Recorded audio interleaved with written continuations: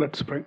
Our Father, thank you, God, for this privilege you give us week after week, Lord, and for this blessing of a church and a blessing that we can come boldly and sit comfortably to hear your word, Lord. We pray, Lord, that you give each one of us a heart and a mind that is open to your word. Pray, Lord, that give me grace to share what you have laid on my heart, Lord. In Jesus' name we pray. Amen. పోయినసారి దేని గురించి మాట్లాడాం? పౌలు గురించి మాట్లాడాం కదా. దాని ముందు ఏం మాట్లాడాము? ఈ పోస్టర్ గురించి మాట్లాడాం. ఎడారికి వెళ్ళారు, 400 సంవత్సరాలు బానిసల్లాగా ఐగుప్తులో పనిచేశారు. దాని తర్వాత ఇజ్రాయెల్ దేశం స్థాపింపబడిన తర్వాత రాజులు వచ్చారు. రాజులు అయిపోయిన తర్వాత ఈ రాజులు వచ్చినప్పుడు దేవుడు ఏమన్నాడంటే, నా ఆజ్ఞలను మీరు పాటించకుండా ఉంటే మళ్ళా మిమ్మల్ని శపింతును, మళ్ళా మిమ్మల్ని బానిసత్వంకి పంపిస్తాను. అయినా వినలేదు. ఎందుకంటే మనలాంటి వాళ్ళే కదా ఇజ్రాయెల్. ఎన్నిసార్లు చెప్పినా వినము అన్నాడు. అప్పుడు ఏమైంది? ఇజ్రాయెల్ జనాంగం మళ్ళా బానిసత్వంలోకి వెళ్తుంది. ఎన్ని సంవత్సరాలు బానిసత్వంలోకి వెళ్తుంది? 70 ఏళ్ళు కదా. సో ఈ ఉదయకాలం ఏం చేస్తామంటే, ఈ బానిసత్వం అయిపోయిన తర్వాత ఎలా తిరిగి వచ్చారో ఎజ్రా గ్రంథం నుంచి అసలు జరిగిన విషయాలు ఏంటో కాస్త పరిశీలించి ధ్యానం చేస్తాం. మనము ఎజ్రా గ్రంథంని పరిశీలిస్తే దాన్ని 2వ నిర్గమకాండం అని కూడా అంటారు. చాలా మటుకు చాలామంది శాస్త్రులు ఏమంటారంటే, మొదటి 2 దినవృత్తాంతాలు ఎజ్రానే రాశాడు. ఇంకా నిర్గమకాండం ఎలా ఉందో ఎక్సోడస్, ఈ ఎజ్రా గ్రంథంని 2వ నిర్గమకాండం అని కూడా అంటారు. ఎందుకంటే మళ్ళా అందరూ వస్తున్నారు. మనము చూస్తే ఈ రావటం ఎప్పుడు ఆరంభమైందంటే, క్రీస్తు పూర్వము 539వ సంవత్సరంలో ఈ మొదటి వలస వాళ్ళు ఎవరి కింద? జెరుబాబేలు నేతృత్వంలో పునరుద్ధరింపబడతారు. వారు వెనక్కి రాబడతారు. అలానే show the first screen. So ఇక్కడ మనం చూస్తే, ఇక్కడ చూస్తున్నారు కదా, మన ఎజ్రాని చూస్తే మొదటి 6 అధ్యాయాలు ఎప్పుడు రాయబడ్డాయంటే, జెరుబాబేలు నేతృత్వంలో పునరుద్ధరింపబడినప్పుడు ఈ 6 చాప్టర్స్ రాయబడి ఉన్నాయి. ఇక్కడ చూస్తే ఆ సమయంలో ఏ రాజులు ఉన్నారు? కోరేషు ఉన్నాడు. కోరేషు అంటే సైరస్ ఇంగ్లీష్లో. దర్యావేషు అంటే డేరియస్. అండ్ అషర్వేషోరోష, ఆర్టజెరెక్సస్. వీళ్ళు ముగ్గురు రాజుల్లాగా ఉన్నారు. గుర్తుపెట్టుకోవాల్సింది ఏంటంటే, ఈ దర్యావేషు దానియేలు కాలంలో కూడా ఇంకో దర్యావేషు ఉన్నాడు. ఆ దర్యావేషు రాజు, ఈ దర్యావేషు రాజు వేరేవారు. ఇప్పుడు ఇది చూస్తే ఇది ఎజ్రా. అంటే ఇది ఎప్పుడు? దీని ప్రకారం మీరు ఏమనుకుంటారు? దానియేలు గ్రంథం ఎప్పుడు రాసి ఉండాలా? ఎప్పుడు అయి ఉండాలా సంఘటనలు? దీని ముందా, దీని తర్వాతనా? ముందని ఎంతమంది అంటారు? ఒక్కళ్ళే, ఇద్దరు, పర్లేదు. తర్వాతనే లేదు. ఈ ఎజ్రా రాయకముందే దానియేలు గ్రంథంలో ఉన్న విషయాలన్నీ జరుగుతాయి. అంటే అది గుర్తుపెట్టుకోవాలి మనకి. ఎందుకంటే ఈ బైబిల్ చదివేటప్పుడు ఏ సంఘటన ఎప్పుడు జరిగిందో మనకి కాలక్రమం ప్రకారం ఒకవేళ అర్థం చేసుకోగలిగితే మనకి ఏ విషయాలు ఎప్పుడు జరిగాయో బాగా అర్థమవుతాయి. సో ఎజ్రా రాయకముందు అంటే దానియేలు ఇంకా వాళ్ళందరూ ఎప్పుడు చెరలోకి తీసుకెళ్ళబడతారు? వాళ్ళందరూ యవనస్తుల్లాగా ఉన్నప్పుడు. ఇప్పుడు ఇది ఎక్కడంటే, ఎజ్రా 539 క్రీస్తు పూర్వంలో మొదటి దశ వాళ్ళు వెనక్కి రాబడతారు. అంటే ఇవన్నీ అయిపోయి ఇప్పుడు 6 అయ్యాయి. దాని తర్వాత 2వ దశలో ఎజ్రా నేతృత్వంలో మిగిలిన వాళ్ళందరూ రాబడతారు. అంటే ఇప్పుడు చేంజ్ ద స్లైడ్. ఇప్పుడు ఇక్కడ చూస్తే 458 క్రీస్తు పూర్వం నుంచి 457 క్రీస్తు పూర్వం వరకు రెండో తిరుగు ప్రయాణం జరుగుద్ది. ఇక్కడ 7వ చాప్టర్ నుంచి 10వ చాప్టర్ దాకా ఉంటుంది. ఈ మొత్తాన్ని చూస్తే ఇక్కడ ఏ రాజు కింద ఉంటుంది? అర్టాజెర్క్సస్ అంటే అర్థహశస్త్ర, ఆ రాజు కింద ఈ ఘటనలన్నీ జరుగుతూ ఉన్నాయి. ఇప్పుడు ఈ మధ్యలో ఒక తొర్రి ఉంది. Next slide. Be fast, follow me on the slides. ఇప్పుడు ఆ మధ్యలో అది ఉన్నది కదా, ఆ మధ్యలో ఏం జరిగి ఉండొచ్చు అని అనుకుంటున్నారు? ఎస్తర్ జరిగి ఉంటుంది. అంటే ఇంగ్లీష్ 3-4 నెలల ముందు ఇంగ్లీష్ సర్మన్ విని ఉంటారు, పేపర్ లీక్ అయిపోయింది.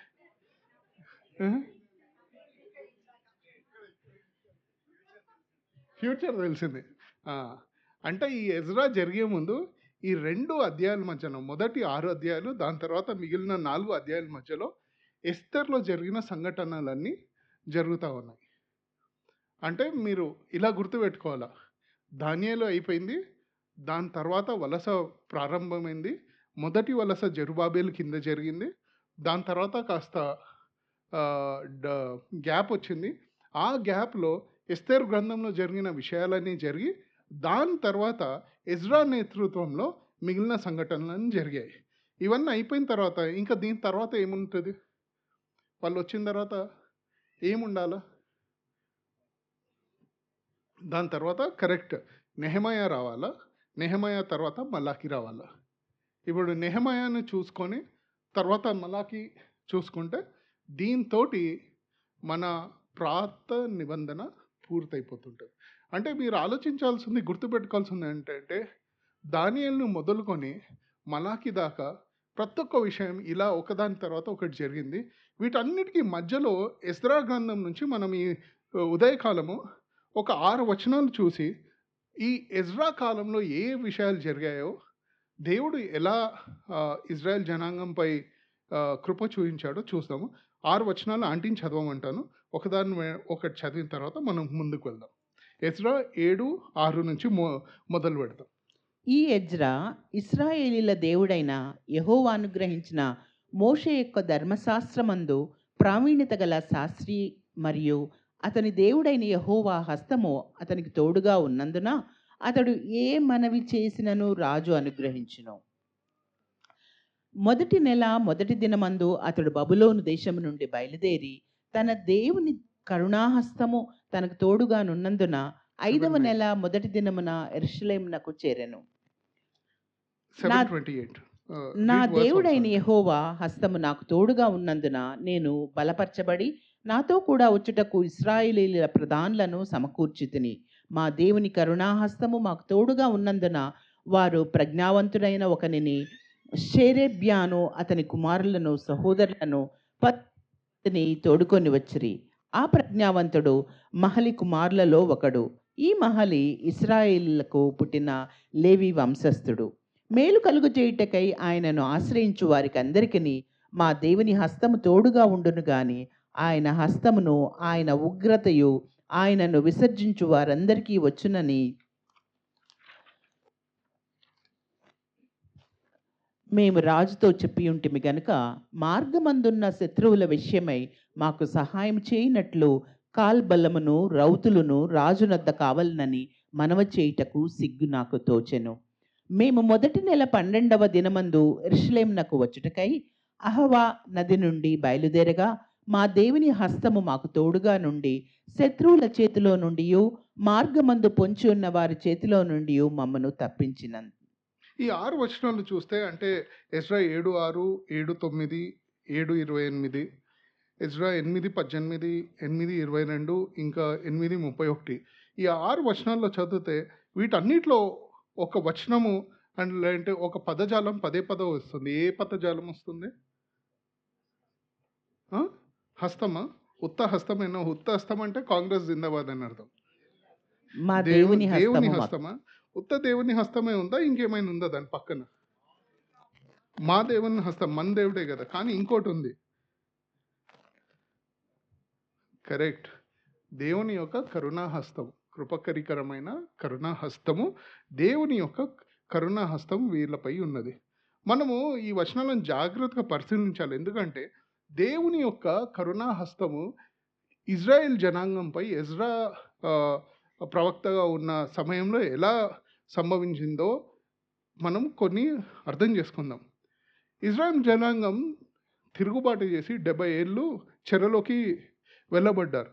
యెర్మీయా గ్రంథంలో చూస్తే ఈ వినాశకరమైన ప్రవర్చన జరుగుతుందని అప్పుడు యెర్మీయా సూచిస్తాడు. అయినా ఎవరు వినరు. ఇది 2 దినవృత్తాంతాలు మరియు కోరేషు గురించి చెప్పినప్పుడు ఆ ప్రవచనలలో చెప్తాడు.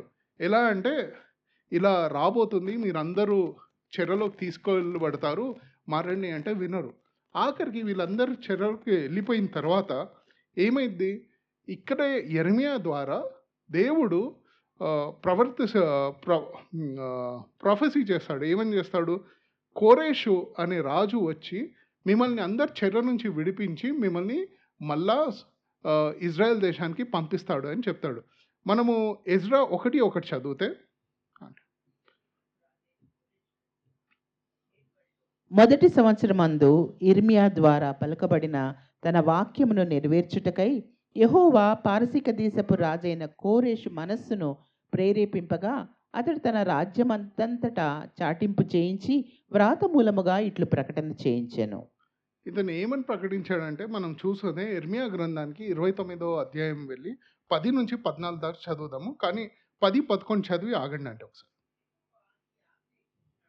బబులోను రాజ్యమునకు 70 సంవత్సరములు గతించిన తర్వాతనే మిమ్మును గూర్చి నేను పలికిన శుభవార్త నెరవేర్చి ఈ స్థలమునకు మిమ్మును తిరిగి రప్పించునట్లు నేను మిమ్మును దర్శింతును.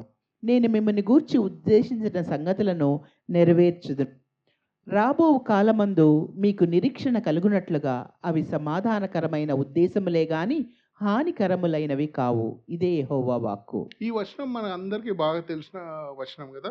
29:11 ఏంటి? నేను మిమ్ముని గూర్చి ఉద్దేశించిన సంగతులు నెరవేరుగుదను, రాబో కాలమందు మీకు నిరీక్షణ కలుగునట్లు అవి సమాధానకరమైన ఉద్దేశములుగా హానికరమైనవి కావు, ఇవి యెహోవా వాక్కు.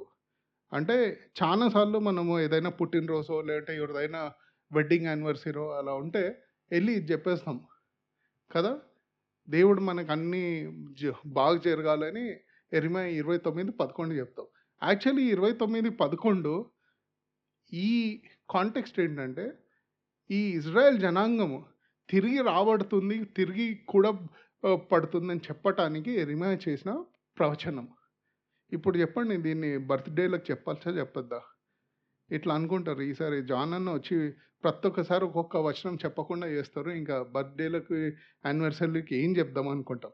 సరే, మళ్ళీ వస్తాం దీని గురించి. 12 నుంచి చూడండి. Just leave the mic on off aunties. నాకు మొరపెట్టుదురేని, మీరు నాకు ప్రార్థన చేయుచు వత్తురేని, నేను మీ మనవి ఆలకిత్తును. మీరు నన్ను వెదికిన ఎడల, పూర్ణ మనస్సుతో నన్ను గూర్చి విచారణ చేయునెడల మీరు నన్ను ఇదే పించదను. నేను మిమ్మను చెరపట్టి ఏ జనులకి ఏ స్థలములలోనికి మిమ్మను తోలివేసినో ఆ జనులందరిలో నుండి ఆ స్థలములన్నిటిలో నుండి మిమ్మను సమకూర్చి రప్పించు.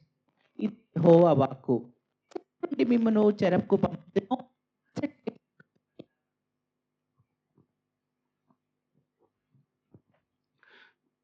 అయితే మనం చూస్తే ఏం చేస్తామంటే, ఇక్కడ 4 వివిధమైన విషయాల గురించి ధ్యానం చేస్తాం. మొదటి చూస్తే ఇక్కడ ఎన్నో వచనాలు, ఎన్నో ప్రవచనాలు చేయబడ్డాయి. ఇవన్నీ చూసి మనము వీటి నుంచి నేర్చుకోవాలన్న కొన్ని విషయాలు చూద్దాం. ఒకవేళ మనము మొదటి విషయం ఏంటంటే, దేవుని వాక్యం నేర్చుకోవటం వల్ల, బోధించడం ద్వారా దేవుని కృపా హస్తం మనపై ఉంటుంది. అంటే ఇది కొంచెం వినటానికి విచిత్రంగా ఉంటుంది కదా. దేవుని వాక్యం చదివి దేవుని వాక్యం బోధించడం ద్వారానే దేవుని యొక్క కృపగల హస్తం మనపై ఎలా వస్తుందని. ఎజ్రా 7:6 మరియు 9-10 చదివితే, ఇశ్రాయేలీల దేవుడైన యెహోవా అనుగ్రహించిన మోషే యొక్క ధర్మశాస్త్రమందు ప్రావీణ్యత గల శాస్త్రి మరియు అతని దేవుడైన యెహోవా హస్తము అతనికి తోడుగా ఉన్నందున అతడు ఏ మనవి చేసినను రాజు అనుగ్రహించును. మొదటి నెల మొదటి దినమందు అతడు బబులోను దేశము నుండి బయలుదేరి ఆ దేవుని కరుణాహస్తము తనకు తోడుగానున్నందున 5వ నెల మొదటి దినమున యెరూషలేమునకు చేరెను. ఎజ్రా యెహోవా ధర్మశాస్త్రమును పరిశోధించి దాని చొప్పున నడుచుకొనుటకును ఇశ్రాయేలీలకు దాని కట్టడలను విధులను నేర్పుటకును దృఢ నిశ్చయము చేసుకొనెను. ఇక్కడ చూస్తే యెహోవా హస్తము అతనికి తోడుగా ఉండున దేవుని కరుణా హస్తము తనకు తోడుగా నున్నందున. ఎజ్రా ఏం చేశాడు? అసలు ఎజ్రా ఎవరు? ఎజ్రా చూస్తే ఒక శాస్త్రి, మోషే ధర్మశాస్త్రంలో బాగా ప్రావీణ్యం ఉన్న ఒక శాస్త్రి, ఒక బోధకుడు. మనం నూతన నిబంధనలు చూస్తే యేసుక్రీస్తు 3 రకాల మనుషులని ఎప్పుడు తిట్టేవాడు. ఎవరెవరిని? శాస్త్రులు, పరిసయ్యులు, సద్దుసీయులు. దీంట్లో శాస్త్రులు. మరి ఇక్కడ ఎజ్రా కూడా శాస్త్రే కదా. ఏమైంది? పాత నిబంధనలో చూస్తే శాస్త్రులకు అసలు ఎంతో గొప్ప గౌరవమైన స్థానం ఉండేది. శాస్త్రిలాగా ఉండాలంటే ఏదో సులువైంది కాదు. మోషే ధర్మశాస్త్రం మొత్తము కంటత తెలిసి ఉండాలి. ఇక్కడ ఎజ్రా కేవలం ధర్మశాస్త్రంలో ప్రావీణ్యమే ఉన్న శాస్త్రి కాదు, బోధించేవాడు కూడా. తీక్షణంగా దాన్ని చదివి ఇజ్రాయెల్ జనాంగంకు అది అర్థమయ్యేటట్టు ప్రకటించేవాడు. ఇంకా ఈ శాస్త్రులు ఏం చేసేవాళ్ళు అంటే ఉన్న ధర్మశాస్త్రాన్ని కాపీస్ చేసేవాళ్ళు, అంటే పట్టికలు చేసేవాళ్ళు. ఇది యెహోవా ధర్మశాస్త్రం పరిశోధించి దాని చొప్పున నడుచుకొనుటకు ఇజ్రాయేలులకు దాని కట్టుబడులు విధానాలను నేర్పుటకు దృఢ నిశ్చయం చేసుకొనెను. ఇది ఎజ్రా చేసిన పని. దీనివల్ల అతనికి ఏమొచ్చింది? యెహోవా హస్తము అతనికి తోడుగా ఉన్నది, దేవుని యొక్క కరుణా హస్తము తనకు తోడుగా ఉన్నది. కానీ చాలా దాన్ని ఏమంటే వినడానికి ప్రత్యర్థ భావం లాగా ఉంటుంది, అంటే కౌంటర్ ఇంట్యూటివ్గా. అంటే ఏంటి? కేవలం నేను బైబిల్ చదివేసి ధర్మశాస్త్రాన్ని చదివేసి బాగా బోధించి వేరే వాళ్ళకి ప్రకటిస్తే దేవుని యొక్క కరుణా హస్తం నా పైన ఎందుకు ఉంటుంది? ఎందుకు ఉంటుంది అంటే దేవుని ఇక్కడ చూస్తాం, దేవుని వాక్యం అనేది దేవుని యొక్క జ్ఞానము. ఇంకా ఈ దేవుని వాక్యము మనకి దేవుని యొక్క చిత్తాన్ని బయలు చేస్తుంటుంది. ఈ వాక్యము మనల్ని అంతర్గతంగా మార్పు కలిగిస్తూ ఉంటుంది, మనల్ని దేవునితో సమకూలంగా చేస్తారు. అంటే ఇట్ అలైన్సెస్ విత్ గాడ్. అప్పుడు దేవుని యొక్క కృపాహస్తం మన పైన ఉంటుంది. అంటే ఇప్పుడు ఎజ్రా శాస్త్రి అయినా ఇతను దేవుని యొక్క వాక్యాన్ని నేర్చుకొని దేవుని యొక్క వాక్యాన్ని ఎంతో క్రమంగా బోధిస్తున్నాడు కాబట్టి దేవుని యొక్క కృపాహస్తం అతని పైన ఉన్నది. ఆ కృపాహస్తంతో ఏమని ఉన్నది? కోరేషు రాజు దగ్గర ఇతనికి ఎంతో దాన్ని ఏమంటారు, అనుమతి కలిగింది. దానివల్ల ఎజ్రా వెళ్ళి ఏదైతే అడిగాడో కోరేష్ని ప్రతి ఒక్కటి సరే అని చెప్పాడు. ఇప్పుడు కోరేష్ ఎవరు? కోరేషు అన్యజాతి రాజు. అసలు రాజులు ఎవరైనా మాటలు వింటారా? వినరు. ఇక్కడ ఇశ్రాయేలు ఏమని అడుగుతున్నాడు రాజుని? ఈ జనాంగం అందరినీ పంపించేసేయండి, అట్లనే వెళ్ళేటప్పుడు కొంచెము ఇవి అవి కూడా పంపించండి అంటారు. మనం ఏం చేస్తాము? 21 నుంచి 24 దాకా చూద్దాం. మరియు రాజునైన అస్తహశస్త అను నేనే నది అవతలనున్న ఖజానాదారులైన మీకు ఇచ్చు ఆజ్ఞ ఏదనగా, ఆకాశమందలి దేవుని ధర్మశాస్త్రములో శాస్త్రియు యాజకుడైన ఎజ్రా మిమ్మును ఏదైనా అడిగిన ఎడల ఆలస్యము కాకుండా మీరు దాన్ని చేయవలెను. 1000 తూముల గోధుమలు, 200 మణుగుల వెండి, 300 తూముల ద్రాక్షారసము, 300 తూములు నూనె, లెక్క లేకుండా ఉప్పును ఇయ్యవలెను. ఆకాశమందలి దేవుని చేత ఏది నిర్ణయమాయనో దాని ఆకాశమందలి దేవుని మందిరమునకు జాగ్రత్తగా చేయింపవలసినది. రాజు యొక్క రాజ్యం మీదికిని అతని కుమారుల మీదికిని కోపం ఎందుకు రావలెను?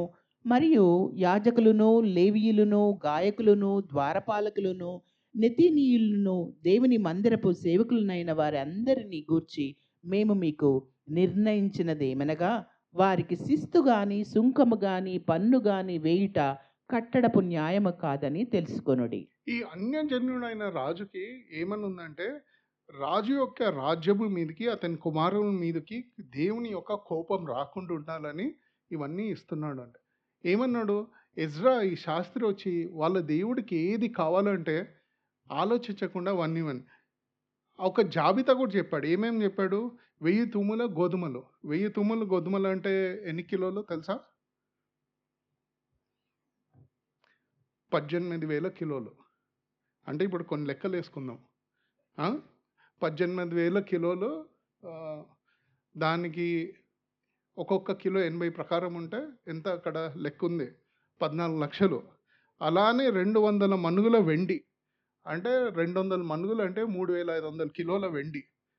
వెండి కిలో ఈరోజు పొద్దున్న చూస్తే 1,09,000 రూపాయలు ఉంది. అంటే దాని ప్రకారం ఎంత? 38 కోట్లు. 300 తూముల ద్రాక్ష రసం అంటే 2,200 లీటర్లు. ఇది ఎంత? ఒక్కొక్క లీటర్ 800. ఇది లీటర్ ఎట్లా అంటే ప్రవీణ్ అడిగాను, ఎట్లుంది ద్రాక్ష రసం రేట్ అంటే 800 అని చెప్పాడు. సో ఆయనకి ఎలా తెలుసో నాకు తెలియదు, కానీ ద్రాక్ష రసం రేటు 800 అని తెలుసు. సో 17,60,000 రూపాయలు. ఇంకా 300 తూములు నూనె, అంటే ఏది? నువ్వుల నూనె కాదు, ఒలివ నూనె. 2,200 లీటర్లు. ఒక్కొక్క బాటిల్ మనం వెళ్ళి రత్నదీప్లో కొనుక్కుంటే 800 ఒక లీటర్, అంటే 17 లక్షలు. మొత్తం విలువ ఎంత? 38 కోట్లు, 38.5 కోట్లు. అంటే ఈ రాజు ఎవరు? ఇజ్రాయెల్ రాజు కాదు, పరసీయుడైన రాజు. ఒకవేళ ఈ దేవునికి నా పైనైనా మా పిల్లల పైన ఉగ్రత వస్తుందేమో అని ఇవి కానుకలుగా ఇచ్చాడు. అదేగాక ఉప్పు లెక్క లేకుండా ఇవ్వండి అండి. మనకంటే ఉప్పు అంటే విలువ లేదు, కానీ పాతకాలంలో రోమీ రాజ్యం వరకు ఒక సైనికుడికి ఉప్పుని నెల జీతంగా ఇచ్చేవాళ్ళు. మనకి ఇప్పుడు ఉప్పు అంటే విలువ లేదు, కాకుంటే ఒకప్పుడు ఉప్పు చాలా విలువ ఉండేది. అంటే లెక్కలేనంత ఉప్పు ఎంత కావాలంటే అది తీసుకోమని ఇచ్చారు. అదే కాకుండా వారికి శిస్తు కానీ, సుంకం కానీ, పన్ను కానీ ఏవి వేయటానికి వీలు లేదు అని ఎవరికి? ఆ రాజ్యంలో ఉన్న అధికారులందరికీ హోరేషు ఆజ్ఞాపించాడు. ఏ రాజైనా అలా చేస్తాడా? చెప్పి ఇవన్నీ ఇచ్చి వీళ్ళకి, వీళ్ళు వెళ్ళే జనాంగంకి, లేవీలకి ఏ మాత్రం శిస్తు ఉండకూడదు అని ఇస్తాడు. ఇదేదో ఒక పరిపాలన బడ్జెట్ కాదు, డిమాండ్ కూడా లేదు. దేవుని కృపాహస్తము ఒక నాయకుడి పైన ఉంటే పరిమాణం ఇలా ఉంటుంది. ఇది గుర్తుపెట్టుకోవాలి. కానీ ఎజ్రా ఏం చేశాడు? దేవుని కృపా కనికరం ఉండటానికి ఏం చేయలేదు కదా. కేవలం దేవుని యొక్క వాక్యాన్ని పఠించాడు, బోధించాడు. దానివల్ల దేవుని యొక్క కృపాహస్తం అతని పైన ఉంది. ఇప్పుడు రెండో విషయం చూస్తాం. దేవుని యొక్క కృపాహస్తం మనకి అనుగ్రహాన్ని మరియు ధైర్యాన్ని రెండింటినీ కలుగజేస్తుంటుంది. అంటే మనుషులు ఎవరున్నా పర్లేదు, కానీ చాలాసార్లు మనకి మనుషుల యొక్క అనుగ్రహం ఉండదు. ఎలా అంటే మనకు దేవుని యొక్క అనుగ్రహం ఉంటుంది, కానీ మనుషుల యొక్క అనుగ్రహం ఉండదు. చాలాసార్లు యాక్చువల్లీ మనుషుల యొక్క అనుగ్రహం దొరకడం కష్టం, దేవుని యొక్క అనుగ్రహం దొరికేస్తుంది. అంటే దొరికిందో దొరకలేదో మనకు తెలియదు, కానీ దొరికింది అనుకుంటాం. ఎజ్రా 7:27-28 చదివితే, యెరూషలేములో నుండి యెహోవా మందిరమును అలంకరించుటకు రాజునకు బుద్ధి పుట్టించినందునను, రాజును అతని మంత్రులను, రాజు యొక్క మహాధిపతులను నాకు దయ అనుగ్రహింపచేసినందునను, మన పితరుల దేవుడైన యెహోవాకు స్తోత్రము కలుగును గాక. నా దేవుడైన యెహోవా హస్తము నాకు తోడుగా ఉన్నందున నేను బలపరచబడి నాతో కూడా వచ్చుటకు ఇశ్రాయేలీల ప్రధానులను సమకూర్చితిని.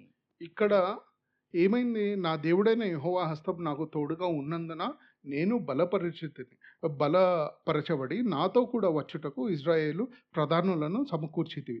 ఇక్కడ ఎజ్రా ఏం చేస్తున్నాడు? ఇదన్నీ వచ్చిన తర్వాత వెళ్ళి, చూసావా, నేను వెళ్ళి మాట్లాడితే రాజు వణికిపోయాడు, దాంతో ఇంత డబ్బులు ఇచ్చాడు అన్నాడా? అనలేదు. ఏం చేశాడు? సమస్త ఘనత దేవునికి అర్పించాడు. తన శక్తితోటి ఏది సాధించలేదు అని అందరికీ తెలిసేలాగా దేవునికి ఘనత అర్పించాడు. ఇది కూడా ఎంతో ముఖ్యమైన విషయం. చాలాసార్లు ఏమైందంటే దేవుని యొక్క కృపాహస్తం వల్ల మనకి రాజులతోటి, లేకుంటే నాయకులతోటి, మనుషుల మధ్యలో ఎంతో అనుగ్రహం కలిగి మనకి ఎన్నో వచ్చింది. లేదంటే దేవుని గురించి ఎన్నో వస్తే ఏమంటారంటే, నా వల్ల ఇవన్నీ జరిగాయి, నా సేవకి ఇవన్నీ వచ్చాయి, లేదంటే నా మందిరానికి ఇవన్నీ వచ్చాయి. అలా అని ఎప్పుడు అనకూడదు. ఇవన్నీ ఎట్లా దేవుని యొక్క అనుగ్రహం వల్ల వచ్చినందువలన ఏం చేయాలి? దేవునికి ఘనత అర్పించాలి. All glory has to belong to God. ఇది ఒక చాలా ముఖ్యమైన విషయం. రాజు, అతని ఆలోచకులు మరియు ప్రభావశీలమైన అధికారులందరికీ అనుగ్రహం ఎజ్రా పైన ఉన్నది. అంటే వాళ్ళ అడ్వైజర్స్, వాళ్ళ చుట్టూన్న వాళ్ళ అందరి అనుగ్రహం ఉన్నది. ఇంత ధైర్యం ఉంది కదా. ఇప్పుడు ఇక్కడ గమనిస్తే ఎజ్రా ఏమంటాడంటే, ఈ ఇజ్రాయెల్ నాయకులతో మాట్లాడటం కూడా నాకు ధైర్యం కావాల్సి వచ్చిందంట. ఇజ్రాయెల్ నాయకులతో మాట్లాడటానికి ధైర్యం ఎందుకు అవసరం? వాళ్ళే కదా, సొంత మనుషులే కదా. కానీ మనం గుర్తుపెట్టుకోవాల్సింది ఏంటంటే, చాలాసార్లు ఈ సొంత నాయకులతో మాట్లాడటం కూడా ఇక్కడ ఇజ్రాకి అనుగ్రహం ఎందుకు కావాలంటే, వీళ్ళందరూ 70 ఏళ్ళ నుంచి ఈ ఊర్లో బబులోను రాజ్యంలో స్థిరపడిపోయారు. ఒకవేళ వీళ్ళు వెళ్ళి మేమందరం కలిసి మా పిల్లలని, మా ఫ్యామిలీని అందరం తీసుకెళ్ళి యెరూషలేముకి వెళ్తామంటే అది రాజద్రోహం, ట్రీజన్ అంటారు. ఎజ్రా వెళ్ళి నడు అందరం ఇంకా బయలుదేరదాము, పుట్ట పెట్ట సర్దుకోండి అంటే వస్తారని. అలా మాట్లాడటం కూడా ధైర్యం కావాలి. అదే కాకుండా వాళ్ళు ఆలోచిస్తే, అరే ఇది బహు దూరమైన ప్రయాణం, ఈ ప్రయాణంలో ఎన్నో ప్రమాదాలు ఉండొచ్చు, ఇంకా మనం ఇక్కడ సంపాదించుకున్న ఆస్తులు ఏమైతాయి? 70 ఏళ్ళ నుంచి ఉన్నారంటే వీళ్ళు ఇల్లులు కట్టుకున్నారు, అవి చేశారు, ఇవి చేశారు. నెహెమయా గ్రంథంలో చదివినప్పుడు నెహెమయా ఏమంటాడంటే, మీరందరూ హాయిగా ఇక్కడ స్థిరపడిపోయారు, మీకు ఇల్లులు కట్టుకున్నారు, కానీ అక్కడ యెరూషలేములో ఏం జరుగుతుందని మీకు ఎవరికి పట్టలేదు అంటారు. అంటే వీళ్ళందరూ హాయిగా సెటిల్ అయిపోయి, బహుశా 2 తరాలు, 70 ఏళ్ళు అంటే 40 ఏళ్ళకు ఒక తరం అంటారు. అంటే 2 తరాలు స్థిరపడిపోయి ఇప్పుడు వచ్చి ఇవన్నీ తీసుకొని వెళ్దాము అంటే అక్కడ వెళ్ళటానికి ఏం లేదు కదా. యెరూషలేము పరిస్థితి ఏముంది? నెహెమయాలో చూస్తే మొత్తం కూలగొట్టబడి ఏమీ లేదు. సో దీంతోటి మాట్లాడటం కూడా, దానికి కూడా దేవుని యొక్క అనుగ్రహం కావాలి, సొంత మనుషులతో మాట్లాడటం కూడా. ఇంకోటి, చాలాసార్లు మనం ఏమనుకుంటామంటే, అరే వీడు ఈ రాజు ఎవడు? ఇజ్రాయెల్ రాజు కాదు కదా, పరదేశీ రాజు. చాలాసార్లు మనం ఏమనుకుంటామంటే, అరే ఒక స్థాయిలో ఉన్న రూలర్, లేకుంటే ఒక స్థాయిలో ఉన్న మినిస్టరో, చీఫ్ మినిస్టరో, ప్రైమ్ మినిస్టరో, వీళ్ళతో మాట్లాడాలంటే వీళ్ళందరూ క్రైస్తవులు ఉంటే మనకు అనుగ్రహం కలుగుద్దండి. అవసరం లేదు. దేవుని యొక్క దయాకరుణ హస్తం మన పైన ఉంటే అదే అనుగ్రహం వీళ్ళు నుంచి వస్తుంది. ఈ రాజుకు భయం ఏంటి? పొరపాటున ఆ నిజమైన దేవుడు నా పైనైనా నా పిల్లల పైన ఆగ్రహిస్తాడని ఇవన్నీ పంపించాడు.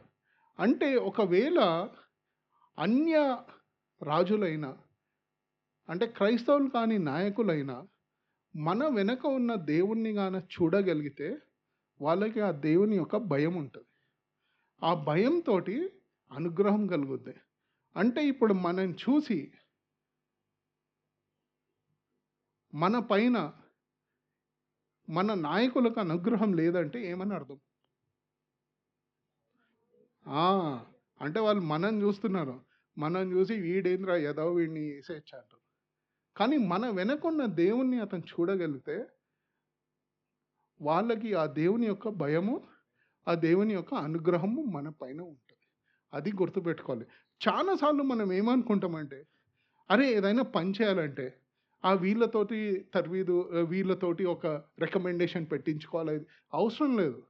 దేవుని యొక్క కృపాహస్తం నీ పైన ఉంటే ధైర్యంగా వెళ్ళి ఎటువంటి నాయకుడైనా వెళ్ళి మాట్లాడగలుగుతారు. కాకుంటే ఆ అన్యజనుడైన నాయకుడు కూడా నీ జీవితంలో నీ వెనకున్న దేవుని చూడగలగాలి. అప్పుడు వాడు ఎంత పాపి అయినా ఆ దేవుని యొక్క భయం మాత్రం అందరికీ ఉంటుంది. మూడో విషయం, దేవుని కృపాహస్తం దేవుని కార్యం చేయడానికి సరైన వ్యక్తులను కూడా తీసుకొని వస్తుంటుంది. ఎలా అంటే చాలాసార్లు మనం ఏమనుకుంటామంటే, సంఘంలో లేకుంటే దేవుని పరిచర్లో అరే ఏదో ఒక పని ఉంది ఎవరైనా చేయొచ్చు అనుకుంటారు. ఎవరైనా చేయటానికి వీలు లేదు. 8:15-20 దాకా చదవండి. అహవా వైపునకు పారు నది యొద్దకు సమకూర్చితిని. అచ్చట మేము 3 దినములు గుడారములలో ఉంటిమి. అంతలో నేను జనులను యాజకులను తనిఖీ చూడగా లేవీయుడొకడును నాకు కనబడలేదు. ఒక్క నిమిషం, ఇక్కడ ఒక్క లేవీయుడు కూడా కనపడలేదంట. అంటే చదువు. అప్పుడు నేను పెద్దలైన ఎలియేజరు, అరీయేలు, షెమయా, ఎల్నాతాను, యారీబు, ఎల్నాతాను, నాతాను, జకర్యా, మెషుల్లాము అను వారిని, ఉపదేశకులకు యోయారీబు, ఎల్నాతానులను పిలువనంపించి కాసిప్యా అను స్థలమందుండు అధికారి అయిన యుద్ధో యుద్ధకి వారిని పంపి, మా దేవుని మందిరమునకు పరిచారకులను మా యుద్ధకు తీసుకొని వచ్చినట్లుగా కాసిప్యా అను స్థలమందుండు ఇద్దోతోనూ అతని బంధువులైన నెతీనీయులతోనూ చెప్పవలసిన మాటలను వారికి తెలియచెప్పి తిని, మా దేవుని కరుణాహస్తము మాకు తోడుగా ఉన్నందున వారు ప్రజ్ఞావంతుడైన ఒకనిని, షేరేబ్యాను అతని కుమారులను సహోదరులను 18 మందిని తోడుకొని వచ్చిరి. ఆ ప్రజ్ఞావంతుడు ఒకడు. ఈ మహలి ఇశ్రాయేలీలకు పుట్టిన లేవి వంశస్థుడు. హషబ్యాను అతనితో కూడా మెరారీయుడగు యెషయాను అతని బంధువులను వారి కుమారులైన 20 మందిని వారు తోడుకొని వచ్చిరి. మరియు లేవీయులు చేయవలసిన సేవలో తోడ్పడుటకై దావీదును అధిపతులను నిర్ణయించిన నెతీనీయులలో 220 మంది వచ్చిరి. వీరందరూ పేర్లు నియమింపబడిన వారు. ఇది నేను చదువుంటా రేపు పొద్దున అయ్యేది. అందుకే ఆంటీతో చదివిస్తుంటాను. ఆంటీకి కూడా కష్టం ఈ పేర్లన్నీ. కానీ 18వ వచనం చూస్తే, మా దేవుని కరుణాహస్తము మాకు తోడుగా ఉన్నందున మా ప్రజ్ఞావంతుడైన ఒకనిని షెరేబును తీసుకొచ్చాను. అంటే ఇక్కడ అన్నీ బాగానే జరుగుతున్నాయి కదా. ఎజ్రా ప్రకారం చూస్తే ఈ రాజుకి ఏం ప్రాబ్లం లేదు, కానుకలు ఇస్తున్నాడు. ఇక్కడ పెద్దలు కూడా అందరూ రెడీగా ఉన్నారు వెళ్ళటానికి, ఇంకా బయలుదేరి వెళ్ళొచ్చు కదా. కానీ ఇక్కడ చూసి అరే ఎక్కడ లేవీలు లేరు, ఈ పని చేయటానికి ఎవరు లేరు అని దిగ్భ్రాంతి చెందుతున్నాడు. చాలాసార్లు మనం ఏమనుకుంటామంటే, అదే ఒకవేళ మన చర్చిలో లేదంటే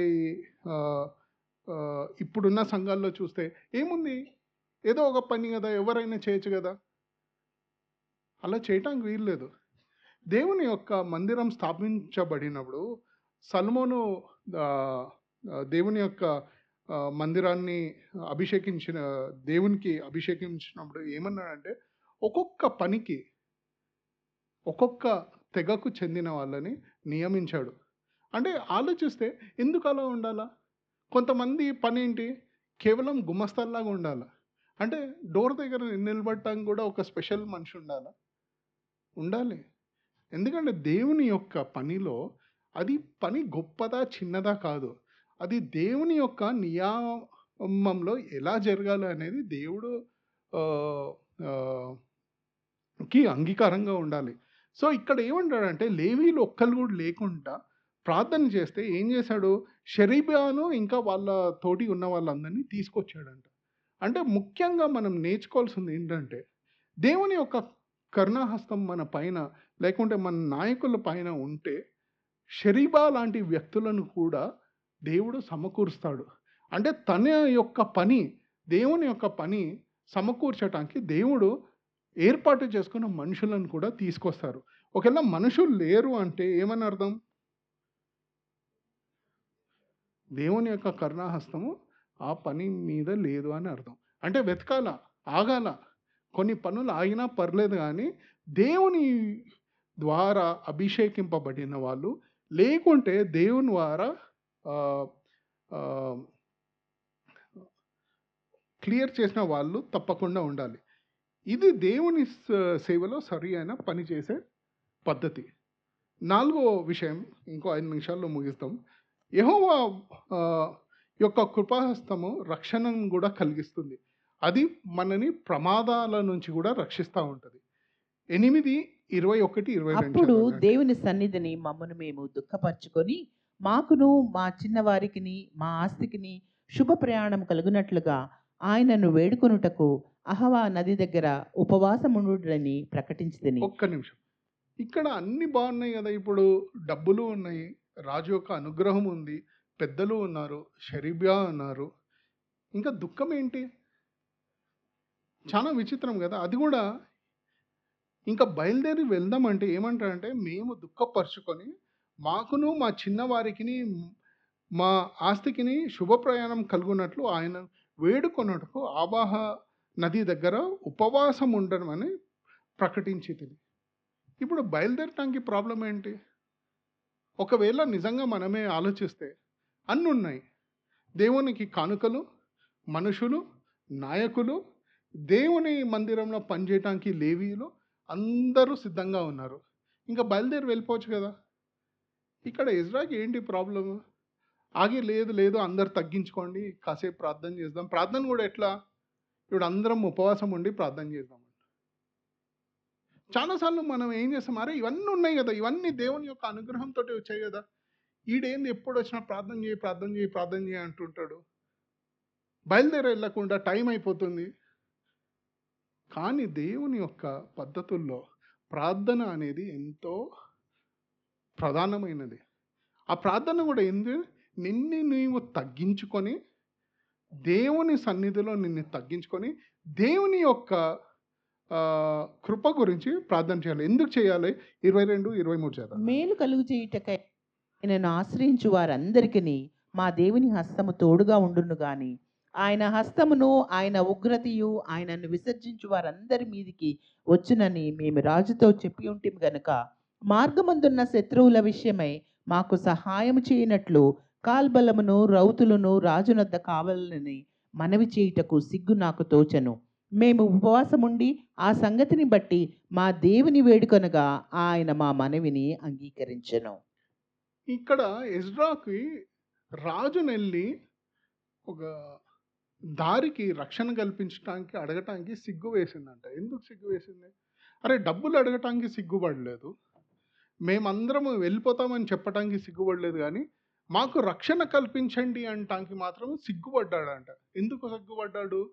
ఆ ముందు వచనం చూడండి, ఏమన్నాడు? రాజు దగ్గరికి వెళ్ళి మా దేవుడు ఇంత గొప్పోడు, మా దేవుడు అంత గొప్పోడు, మా దేవుడు ఇచ్చేస్తాడు, అది చేస్తాడు, దేవుని యొక్క అనుగ్రహం మా పైన ఉన్నది, దేవుని యొక్క చిత్తం ఇది, దేవుని యొక్క వాక్యం ఇది అన్నీ చెప్పి, అయ్యా ఇవన్నీ మంచిది కానీ దారి పొడవునా వెళ్ళటానికి 4 సోల్జర్లని 2 గుర్రాలని పంపించండి అట్లా అడగటానికి సిగ్గుపడ్డాడు. మనం ఛాన్సార్లు ఏం చేస్తాం, మనం కూడా ఇలానే అంటాం, ఓ మా దేవుడు చాలా గొప్ప దేవుడు, ఇది చేసేస్తాడు, అది చేసేస్తాడు, నాకు దేవుని యొక్క అనుగ్రహం ఉన్నది, చిత్తం ఉన్నది, అది ఉన్నది, ఇది ఉన్నది. కానీ కాస్త వెళ్ళేటప్పుడు పోలీస్ బందోబస్తు, అంటే మనం మాట్లాడే మాటలకు, మన ప్రార్థనలకు, మనం ప్రవర్తించే దానికి ఏమాత్రం పోలిక ఉండదు. ఛాన్సార్లు ఏం చేస్తాం, ఎవరినైనా హాస్పిటల్లో చూడటానికి వెళ్తాం, మొత్తం చూసి ఏం పర్లేదు, అంత దేవుడు ఉన్నాడు చూసుకుంటాడు, ప్రార్థన చేస్తాము, అమ్మ దిగులు పడకు, అయ్యా దిగులు పడకు, బయటకు వచ్చి హోప్ లేదండి. అంటే చాలాసార్లు మనం మాట్లాడేది, మనం ప్రార్థించేది, మనం ఎలా ప్రవర్తిస్తాం దానికి ఏమాత్రం పోలిక ఉండదు. ఇక్కడ ఎజ్రా దేవుని యొక్క హస్తం చూసి ఏమంటాడంటే, నాకు ఈ రాజుని అడగటానికి సిగ్గు వేస్తున్నాను. చాలాసార్లు మనకు కూడా అలానే ఉండాలి. ఎవరైనా మనుషుల సహాయము లేకుంటే ఎవరైనా మనుషుల యొక్క సపోర్ట్ ఆర్ క్షేమం గురించి వాళ్ళ సపోర్ట్ కావాలంటే సిగ్గుపడాలి అడగటానికి. ఏం చేయాలా? మనం తగ్గించుకొని ఉపవాసం ఉంది ప్రార్థన చేసి, అయ్యా దేవా నీ పని చేస్తున్నాము, నా పిల్లల్ని వీళ్ళందరినీ రక్షించు, ఈ పైన వెళ్తున్నామంటాము. ఇప్పుడు దాకా 3 చూసాం. ఏంటి? దేవుని వాక్యం నేర్చుకోవటం వల్ల కరుణాహస్తం ఉన్నది, దేవుని కృపాహస్తము అనుగ్రహం దయచేస్తుంటుంది, ఇంకా దేవుని యొక్క కృపాహస్తము వల్ల సరి అయిన యాజకులు లేకుంటే పని చేయుట సరి అయిన మనుషులను తెస్తారు. ఇవన్నీ ఇప్పుడు సిద్ధంగా ఉన్న తర్వాత ఆఖరికి ఏం చేస్తున్నాడు? తనను తాను తగ్గించుకొని ఉపవాసం ఉండి ప్రార్థన చేసి బయలుదేరుతున్నాడు. ఎందుకు ప్రార్థన చేసి బయలుదేరుతున్నానంటే ఈ వెళ్ళే దారి ఎన్నో ఆపదలతో ఉండొచ్చు. ఎందుకు ఆపదలతో ప్లస్ ఎన్ని డబ్బులు తీసుకెళ్తున్నారు? చాలా తీసుకెళ్తున్నారు. చదువుదాం 24 నుంచి 28 అని. కనుక నేను దేవుని యాజకులలో నుండి ప్రధానులైన 12 మందిని అనగా షేరేబ్యాను వీరి బంధువులలో 10 మందిని ఏర్పరిచి మా దేవుని మందిరమును ప్రతిష్ఠించుట విషయంలో రాజును అతని మంత్రులను అధిపతులను అక్కడనున్న ఇశ్రాయేలీయులందరూ ప్రతిష్ఠించిన వెండి బంగారములను ఉపకరణములను తూచి వారికి అప్పగించితిని. 1300 మణుగుల వెండిని, 200 మణుగుల వెండి ఉపకరణములను, 200 మణుగుల బంగారమును, 7000 తులములు గల 20 బంగారపు గిన్నెలను, బంగారమంతా వెలగల పరిశుద్ధమైన 2 రాగి పాత్రలను తూచి వారి చేతికి అప్పగించి, మీరు యెహోవాకు ప్రతిష్ఠింపబడిన వారు, పాత్రలను ప్రతిష్ఠితములైనవి. ఈ వెండి బంగారములను మీ పితరుల దేవుడైన యెహోవాకు స్వేచ్ఛార్పణములై ఉన్నవి. సో మళ్ళా ఓ జాబితా ఉంది, ఓ పెద్ద జాబితా ఉంది. Don't show the slide, wait. ఇప్పుడు ఈ జాబితా చూస్తే 1300 మణుగుల వెండి. ఇంక ఈ లెక్కంతా చూసుకుంటే ఎంత ఉండొచ్చని అంచనా వేస్తున్నారు? ఇందాక ఎంత ఉండే? 34 కోట్లు అంతే కదా? 34.5 కోట్లు అంటే మనకు 1/2 కోటి అటు ఇటు ఏం పర్లేదులే, 38 కోట్లు. ఇప్పుడు ఈ జాబితా ప్రకారం ఎంత అయి ఉండొచ్చు అనుకోవచ్చు? ఏదో ఒకటి మీకు తోచింది చెప్పండి. ఒక 100 కోట్లు, 100 ప్లస్ చూస్తే 1773 కోట్లు. ఇప్పుడు ఇవన్నీ ఎందుకు చూపిస్తున్నానంటే చాలాసార్లు మనము మన దేవునికి చాలా తక్కువ, అంటే ఇక్కడ ఒకటి గుర్తుపెట్టుకోండి, మన చర్చిలో పుల్పిట్ నుంచి కానీ ఎప్పుడు కానీ పొరపాటున కూడా దేవుని యొక్క పనికి ₹1 ఇవ్వండి అని మాత్రం చెప్పం. కాకుంటే ఇక్కడ గమనిస్తే ఇవన్నీ ఎవరు ఇస్తున్నారు? అన్యజనులైన రాజు ఇస్తున్నాడు. ఎలా ఇస్తున్నారు? అతను, అతని అనుచరులు, అతని సహాయకులు, మినిస్టర్లు అందరు కలిసి వాళ్ళ డబ్బులు తీసిస్తున్నారు. అవే కాక దేవుని యొక్క మందిరం నుంచి తెచ్చిన సామాను అంటే ఎవరు? నెబుకద్నెజర్ తీసుకెళ్ళి అవన్నీ దోచుకునే అన్నీ మళ్ళీ పంపిస్తున్నారు. అంటే ఇప్పుడు వీళ్ళు బబిలోన్ నుంచి యెరూషలేంకి తిరిగి వెళ్తున్నప్పుడు ఎంత మోసుకొని వెళ్తున్నారు? 17,000 కోట్ల బంగారము, ఆస్తి ఇవన్నీ తీసుకెళ్తున్నారు. ఇప్పుడు ఇంత తీసుకెళ్ళాలంటే ఎవరికైనా గుండె దడ కొడుతుంది. ఒకవేళ ఆలోచించండి, మనం 1 కిలో బంగారం వేసుకొని ఇక్కడి నుంచి సికింద్రాబాద్ దాకా నడిచి వెళ్ళామనుకోండి, మనకి చుట్టూన్న వాహనాల శబ్దం కూడా ఏం రాదు, మన గుండె దడ దానికంటే ఎక్కువ ఉంటుంది. ఎజ్రాకి ఇదంతా చూస్తే భయపడటం సబబా కాదా? అప్పుడు ఇప్పుడులాగా ఏదో ఒక వ్యాన్ ఉండి అన్ని దాంట్లో పెట్టి తీసుకెళ్లారు. ఎంత దూరం నడవాలా? సుమారు 900 మైళ్ళ దూరము వీళ్ళందరూ వెళ్ళాలా అంటే 1450-1500 కిలోమీటర్లు నడవాలా. ఒక మనిషి మామూలుగా సాధారణంగా పొద్దు నుంచి సాయంత్రం దాకా నడిస్తే 30 కిలోమీటర్లు నడుస్తాడు, 30 నుంచి 40 కిలోమీటర్లు. అంటే ఎన్ని రోజులు? ఒక 50 దినాల ప్రయాణం. అది కూడా ఎట్లా? మన నెహ్రూ ఓఆర్ఆర్ లాగా సున్నగా 8 లేన్లు లేదు. కొండల నుంచి, లోయల నుంచి దారి పొద్దుట మొత్తము ఎన్నో ప్రమాదాలు ఉంటాయి, దొంగలు ఉంటారు, దోపిడీ. ఒక్కసారి దోచుకున్నారంటే జాక్పాట్, ఇంకా వాడి లైఫ్లో ఎప్పుడు దోచుకోవాల్సిన అవసరం లేదు. భయం వేయాలా ఎజ్రాకి? భయం వేసిందా? కరెక్ట్. అంటే ఇప్పుడు వెళ్ళి ఎజ్రా ఎవరిని అడగాల?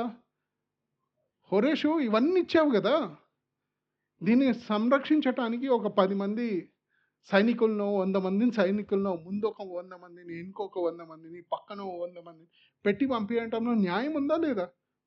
కానీ ఎజ్రాకి అలా అడగటానికి సిగ్గు వేసిందంట. ఇప్పుడు మనమైతే ఏమంటాం? బాబు ఎజ్రా ఇవన్నీ మంచివే, కానీ చాలా ప్రాక్టికల్గా ఆలోచించాలి మనం. అంటే దేవుడు ఇచ్చాడు, మంచిది, దేవుని యొక్క కరుణాహస్తం ఉన్నది, మంచిది, ఇవన్నీ ఓకే, కానీ నిజంగా ప్రాక్టికల్గా ఆలోచించాలా?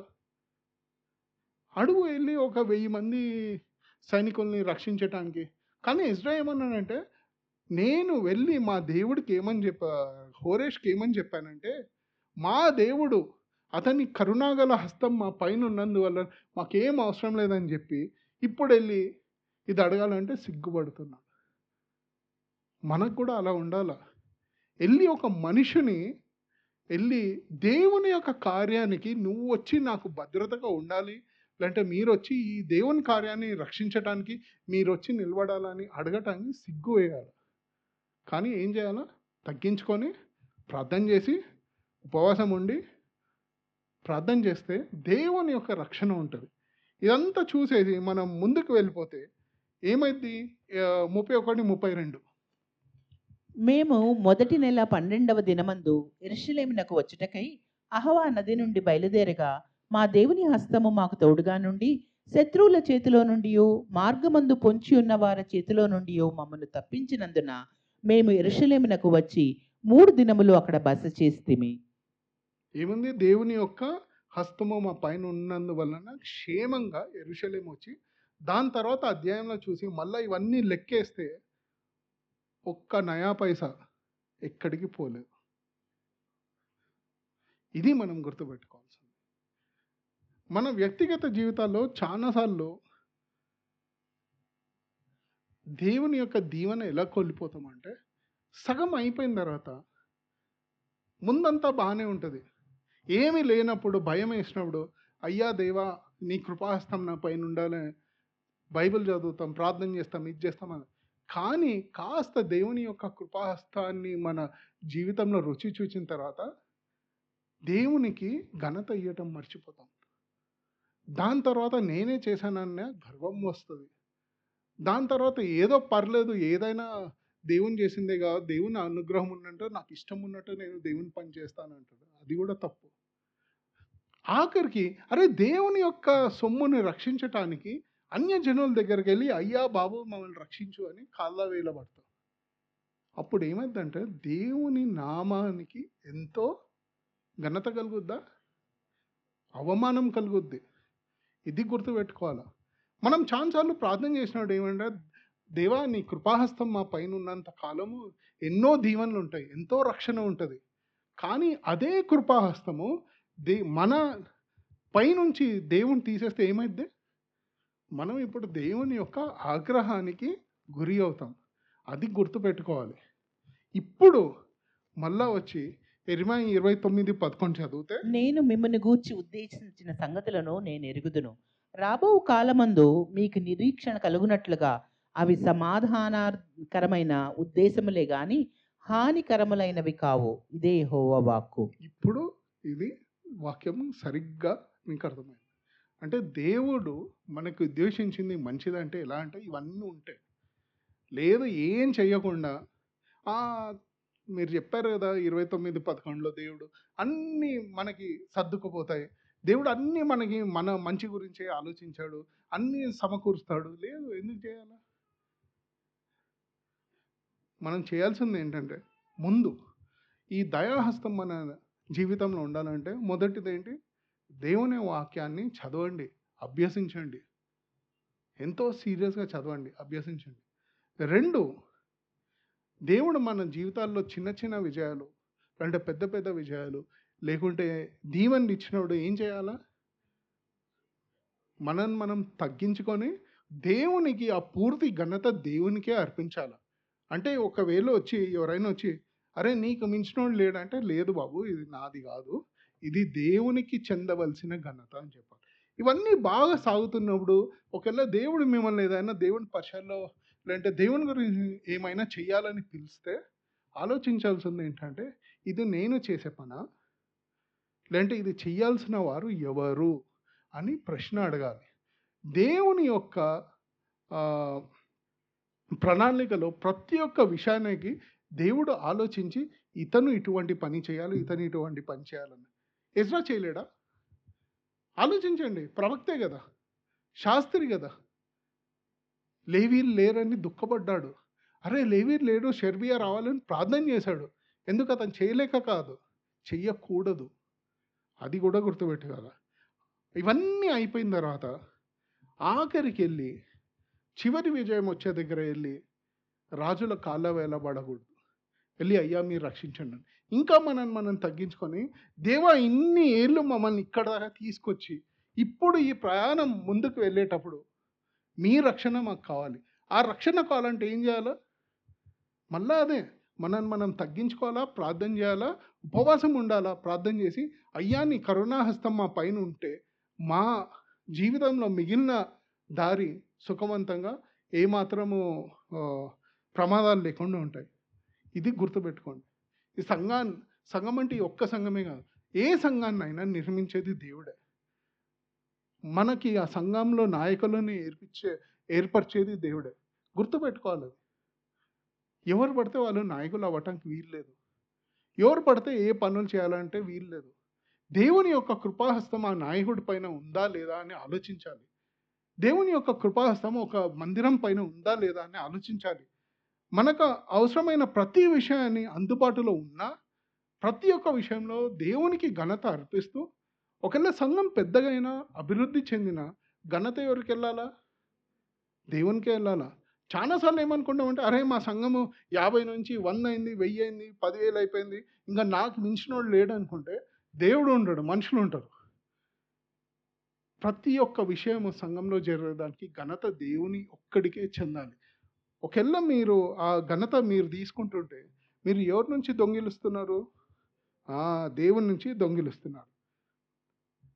ఎదుగల చాలాసార్లు మనం ఏం చేస్తామంటే మన జీవితాల్లో ప్రారంభమైనప్పుడు ఎంతో భయం ఉంటుంది.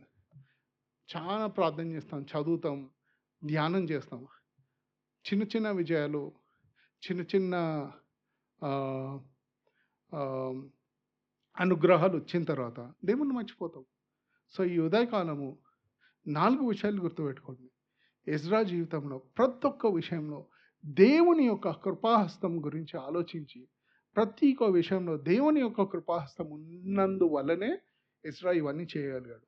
ఈ ఉదయం మనం అడగాల్సిన ప్రశ్న ఏంటంటే మన జీవితాల పైన దేవుని యొక్క కృపాహస్తం ఉందా లేదా? లేదు అంటే ఎంతో భయంకరమైన జీవితం. మీరు దేవుని యొక్క కోపానికి ఎప్పటికైనా ఉగ్రతకి పాత్రులు కావచ్చు. మనం చేయాల్సింది అయ్యా దేవా నీ కృపాహస్తం నా పైన ఉన్న రోజులు నాకు ఏమీ జరగదు. దానికి 4 చేయాలి. మొదటిది ధ్యానించండి, వాక్యం చదవండి, దేవుని యొక్క విల్ తెలుసుకోండి. 2 మీకు ఏమైనా వచ్చి చిన్న చిన్న విజయాలు వస్తే దేవుని యొక్క ఘనతను దొంగలించకండి, దేవునికి ఆ ఘనతనే అర్పించండి. 3 సరైన పనులు సరైన వాళ్ళు చేసేటట్టు ప్రార్థన చేయండి. నేను చేస్తాను, దేవుని అనుగ్రహం నా పైన ఉన్నదని ఏదంటే చేయడానికి వీల్లేదు. 4 ఇవన్నీ ఉన్న తర్వాత వెళ్ళి ఏదైనా ఒక మనిషిని అడగటానికి సిగ్గుపడాలి. ఇవన్నీ అయిపోయిన తర్వాత నీ మొత్తం అయిపోయి ఆఖరికి మనము యెరూషలేము చేరిన తర్వాత లెక్క చూస్తే ఒక్క నయా పైసా అటు ఇటు కాకూడదు.